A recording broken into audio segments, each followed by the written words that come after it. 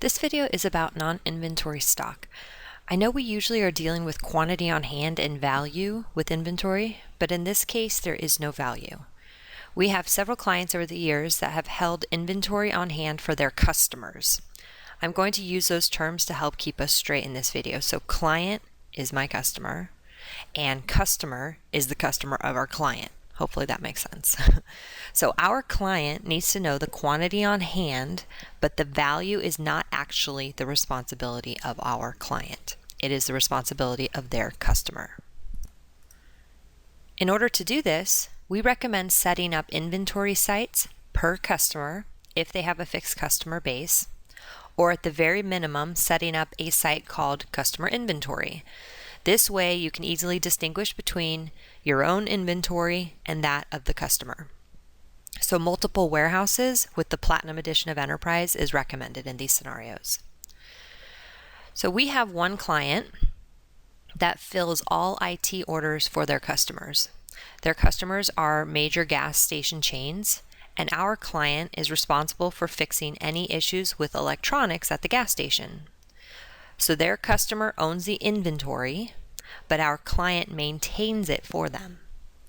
In this scenario, the non-value inventory parts are the same across several of our clients' customers. So they use a point of sale system in station 1 with customer 1. They use the same point of sale station with customer 2. Okay. So we have set up multiple warehouses for each of their customers in that scenario. Another scenario is a customer of ours or client of ours who does business cards for employees at major banks. So our client stocks the business card stock with logos and pre-printed designs and other things already on them on the marketing materials. When an employee of the bank needs their information on the card, our client prints it on that bank's stock. Our client needs to know when to tell the customer to order more base stock of the cards, pamphlets, or other materials. Those materials are not the inventory of our client, but instead the inventory of their customer. In this scenario, the part numbers are not shared among the different customers, right? Because a card with a logo for Wells Fargo is going to have a different SKU than a card with a logo for Bank of America. Each card has a unique SKU that tells us which customer the part is being held for. So in this case, we have set up just one warehouse called customer, and all the customer inventory is held there. The reason we set up separate inventory sites is that it makes it easier to be sure we have not accidentally assigned a value to some of those items. Everything in a customer site should have a $0 value. And we'll look at some reports in a little bit that make it a little easier to track what we have on hand for each of the customers. All right, so let's see it in action. We're going to follow scenario 1 with the multiple warehouses per customer. First, we're going to go in and make sure we have multiple warehouses turned on. So we go to Edit and Preferences, Items and Inventory, and Company Preferences, and then Advanced Inventory Settings. And we make sure that it has multiple inventory sites enabled. Next, we go to Lists and Inventory Site List, and we're going to create 2 new warehouses. So one is going to be called Chevron, and one is going to be called Shell. Now remember, in this scenario, both Chevron and Shell use the same parts, but we need to keep the inventory separate for each customer. Now I'm going to go in and create new inventory parts. So I have my inventory, and we will have point of sale register. Okay, and again, you can have the manufacturer's part number in here.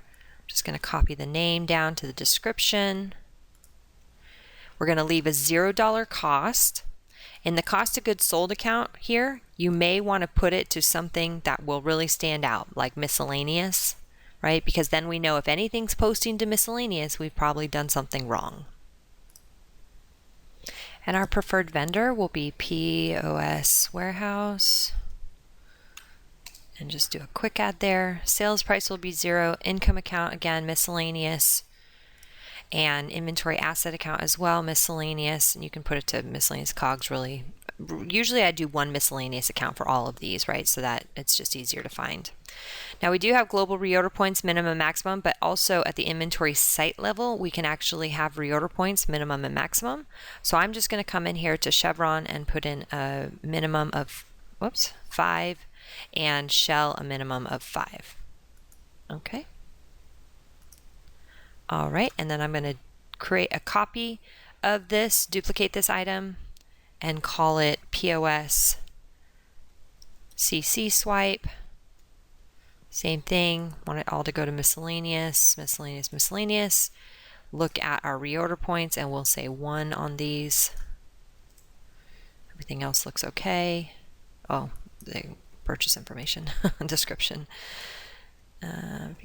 Okay, and create a copy, duplicate item, and this time I'm going to call it POS barcode scanner, and paste,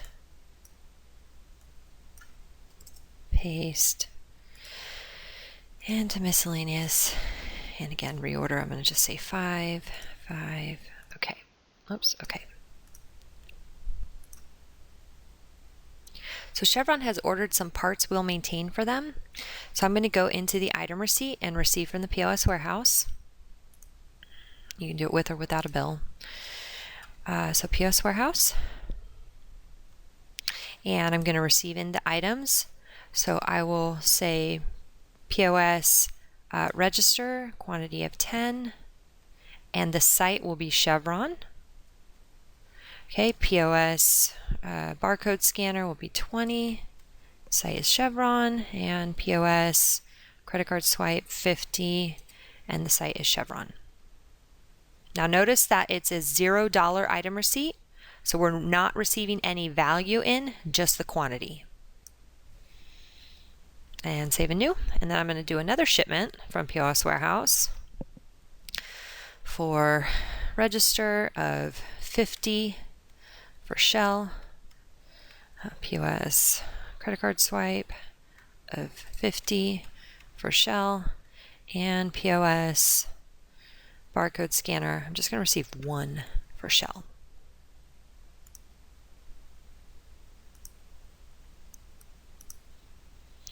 To get the product out to the customer, we can use a sales order to fulfill, or we can go straight to the invoice. So we usually set the customer up as Chevron, because they're the customer. So quick add. And then under the Chevron, we'll set up a job for each individual location. So station 234 as an example. And I'm just going to do quick add again.